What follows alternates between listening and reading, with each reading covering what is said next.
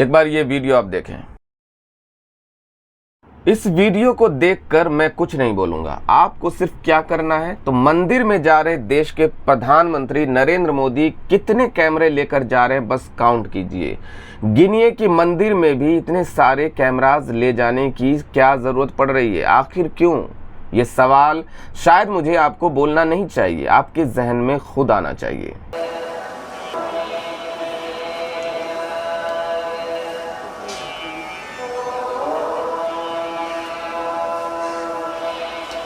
आज तक के साहित्य आज तक कार्यक्रम के दौरान जब इतिहास गलत बोल दिया जाए उसके बाद किस तरह से पटखनी मिलती है, करारा जवाब मिलता है, वो इस क्लिप में आप देखिएगा।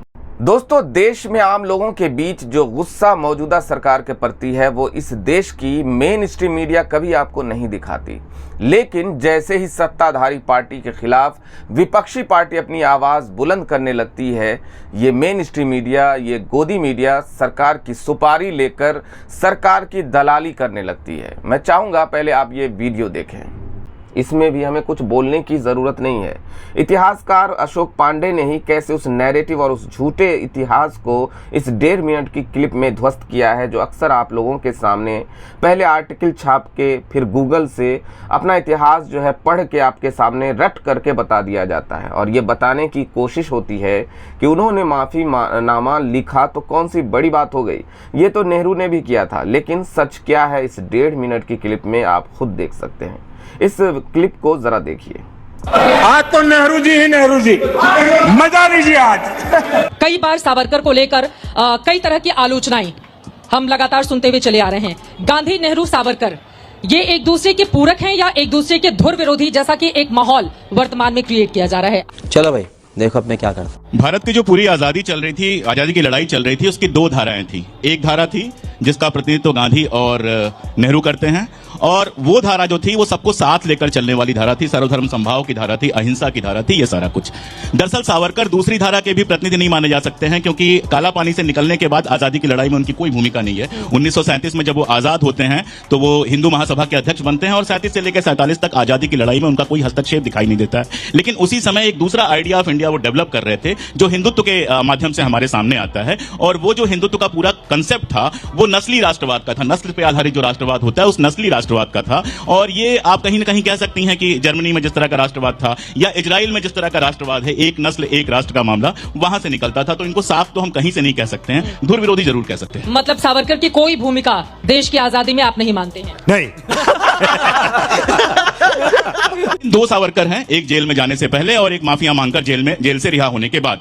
जो पहले सावरकर हैं वो मेरे लिए भी सम्माननीय है, वो हर भारतीय के लिए सम्माननीय है। लेकिन दुर्भाग्य से जो दूसरे सावरकर हैं जो जेल से बाहर निकल के आते हैं, उनकी आजादी में तो भूमिका छोड़ दीजिए, और उनकी देश के धार्मिक ध्रुवीकरण में वैसी ही भूमिका है जैसी मोहम्मद अली जिन्ना की भूमिका थी। You are right bro. Sangeet Ragi जी, आप लोग सावरकर को जिस रूप में लेकर चलते हैं और वर्तमान में भी उसके नाम पर वोट की पॉलिटिक्स बहुत हो रही है। अशोक जी कह रहे हैं कि वो सावरकर जो जेल गए और माफी मांगकर जो बाहर आए, दोनों में जमीन आसमान का फर्क रहा। देखिए, गांधी का और नेहरू का विश्लेषण जो है इस देश में अतिरंजना का शिकार है, और सावरकर का विश्लेषण जो है वो घृणा और हिंसा का शिकार हुआ है, जिसे हम कह सकते हैं वैचारिक हिंसा, जिसमें वैचारिक दरिद्रता भी दिखती है। अच्छा, सावरकर एक वैचारिक हिंसा के शिकार रहने, और जो कोई भी सावरकर से ठीक से पढ़ा है वो अच्छी तरीके से जानता है कि सावरकर के प्रति जो घृणा है वो सिर्फ हिंदू मुस्लिम रिलेशन को लेकर के उनको है।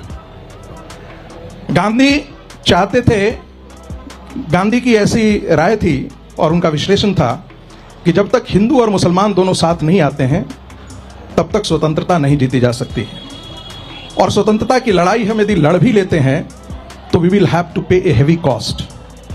सावरकर इससे ठीक उलट थे।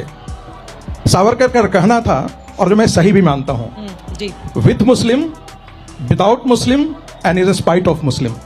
यदि मुसलमान साथ हो तो, मुसलमान साथ नहीं हो तो, और मुसलमानों के बावजूद यदि हिंदू समाज संगठित होगा तो हम स्वतंत्रता की लड़ाई जीत सकते हैं। गांधी ने हिंदू और मुसलमानों को साथ लाने के लिए इस देश की वैचारिक पृष्ठभूमि का सत्यानाश कर दिया। कैसी अपमानजनक बातें कर रहा है लड़का, ये अश्लील है ये लोंडा। वही गांधी जब सावरकर यही- की तारीफ किए एक बार, नहीं, तो आप लोग कई बार उसको गिनाते हैं, और वही गांधी फिर मैं आंखों में चुभते भी हैं। दो बातें और जोड़ देना चाहता हूं, फिर बाद में आएगी ही बात। हाँ।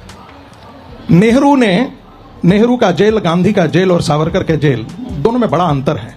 जो समुद्र की लहरों से बात करके अपने नाखूनों से कविता लिखता हो, उस सावरकर की तुलना, उसके जेल की तुलना, यदि नेहरू को, ऐसा मैं मानता हूं, यदि नेहरू को एक महीना भी रख जाते तो पसीने छूट गए होते। अब तू गया बेटा, अब तू गया, देख तेरी औकात मैं दिखाता हूँ तुझे। हालांकि सवाल सावरकर पे था, गांधी नेहरू पे बात हुई और कहा गया कि सावरकर की जेल में और नेहरू की जेल में फर्क था। सावरकर के चुनाव में और नेहरू के चुनाव में भी फर्क था। सावरकर ने हिंसा चुनी थी, नेहरू ने अहिंसा चुनी थी। दूसरी बात, सावरकर अकेले उस जेल में नहीं थे। जिस समय सावरकर उस जेल में थे, सैकड़ों और लोग उस जेल में थे। जिस समय सावरकर उस जेल में थे, बहुत सारे लोग उस जेल में लड़ते हुए शहीद हो चुके थे। इस देश में क्रांतिकारियों ने जब चुना हिंसा का रास्ता, तो फांसी का फंदा हंसते हंसते चुना। तुलना करने के लिए वो नहीं बैठे थे कि उनको कैसी जेल हुई और मुझे कैसी जेल हुई। माफी किसी ने 6 बार नहीं मांगी। रहा सवाल आजादी का कि विद मुस्लिम, विदाउट मुस्लिम, अरे भाई नो आजादी। 1941 की बात हो गई, 40 की बात हो गई, 42 की बात गोल कर दी गई। 42 में जब पूरा देश आजादी की लड़ाई लड़ रहा था, क्विट इंडिया मूवमेंट चल रहा था, तो सावरकर जी अंग्रेजों की सेना में भर्ती करवा रहे थे। 1942 से लेकर 1946 तक अंग्रेजों के बाएं दाएं हाथ कौन थे? बाएं हाथ थे जिन्ना और दाएं हाथ थे सावरकर।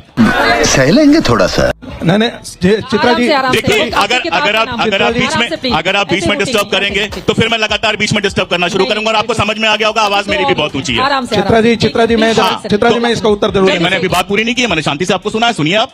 मैंने आपसे नहीं बोला है, मैं इनसे बोल रहा हाँ, हूँ। ठीक है, मैं भी उन्हीं से बोल आप रहा हूँ, अपना ये धैर्य मानिए। रखिए, अपना आराम तेवर से, कम कीजिए। अब हम तेवर तो यही रहेगा। स्टूडियो वाला तेवर दंगल यहाँ मुझे पर पता है, तेवर मेरा ये सर कोई दिक्कत नहीं है, तेवर तो यही ये रहेगा। साहित्य का मैं- मंच मुझे है, ये तेवर- साहित्य का तेवर मंच मुझे- है। स्टूडियो का दंगल यहाँ पर नहीं करेंगे, ये साहित्य का मंच है। हाँ, एक-एक करके इनको अपनी बात समझा दीजिए कि रखेंगे, अपना एक-एक तेवर करके। थोड़ा ढीला रखें। ठीक है, आराम से, आराम से, आराम से। भैया मुंह निकल जाएगा हमारा ऐसा करेंगे तो। माफीनामे तो नेहरू के भी थे, उसका जिक्र क्यों नहीं होता है? नेहरू का अशोक जी? एक माफीनामा नहीं था। कोई मुझे यहाँ मेरे जितने पास, लोग, मैं देखिए, मैं हाँ, बता दीजिए। पढ़ के सुना देती बता हूँ। दीजिए। मैं जब रिसर्च निकाल हाँ, रही थी, हाँ। उस समय मेरे सामने है साल 1923 में नाभा रियासत नाभा में एक सेकंड रुक जाऊं। बस अब पढ़ तो लेने दीजिए पहले पढ़ लेने दीजिए। नाभा रियासत में गैर कानूनी ढंग से प्रवेश करने के लिए औपनिवेशिक शासन ने जवाहरलाल नेहरू को 2 साल की सजा सुनाई थी। तब नेहरू ने भी कभी भी नाभा रियासत में वो प्रवेश नहीं करेंगे, उन्होंने माफीनामा लिखा और फिर अपनी सजा 2 हफ्ते के भीतर मजेदार बात माफ यह करवा है, ली और रिहा भी हो गए। 30 सेकंड मुझे आप देंगे, आप ही की भाषा में बोल रहा हूँ। रुक तेरे को बताते तेरी। नाभा घटना का जिक्र और कहीं नहीं मिलता है, सिर्फ नेहरू ने अपनी आत्मकथा में लिखा है, नंबर 1। दूसरा, नाभा में ये पहला ही तथ्य गलत था, कोई औपनिवेशिक शासक नहीं था, रियासती शासक था। तीसरी बात, नाभा में माफी मांगने की बात नेहरू ने खुद लिखा है कि मोतीलाल नेहरू ने कहा कि एक माफीनामा लिख देते हैं। नेहरू इतना नाराज हुए कि उन्होंने बाकायदा पत्र लिखा कि इस तरह के किसी माफीनामे की जरूरत नहीं है। उधर वाले एक सहमत नहीं होते एक ना सर सेकंड आपकी बात से। तो मुझे वो माफीनामा दिखा दीजिए। मुझे वो माफीनामा किसी अभी कहीं तो मेरे दिखा पास दीजिए। फिर नहीं नहीं, तो मैं फिर- उधर वालों कह रहा हूं, मैं हाँ। कोई दिखा दे, कहीं दिखा दे। मैं तो 10 साल से मांग रहा हूं, कोई दिखा दे एक बार।